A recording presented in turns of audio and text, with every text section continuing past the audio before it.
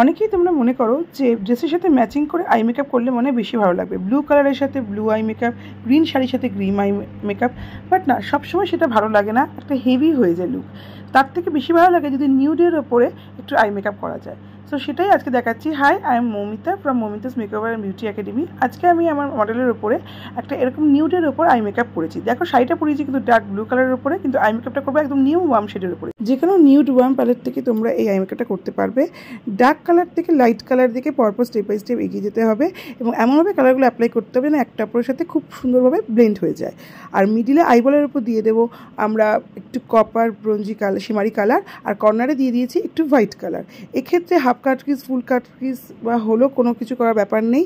ছোট বড় যে কোনো আইতেই এই আই মেকআপ কিন্তু খুব সুন্দর লাগবে এবং খুব সিম্পল ওয়েতে খুব ইজিলি এটা কিন্তু হয়ে যায়। এরপর আমি পরিয়ে দিয়েছিলাম লাইনার, উইংসের সাথে লাইনারটা পরিয়েছিলাম এবং তারপরে চোখের তলায় কাজল পরিয়ে করে দিয়েছিলাম ওটাকে একটু ব্লেন্ড।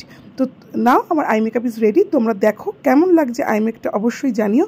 আর যদি এরকম সুন্দর সুন্দর আই মেকআপ শিখতে চাও তাহলে অবশ্যই জয়েন করো আমার নেক্সট ব্যাচ, যেটা শুরু হচ্ছে অগাস্ট মাস থেকে। সমস্ত ডিটেলস আমার প্রোফাইলে দেওয়া আছে। সবাই ভালো থেকো, বাই।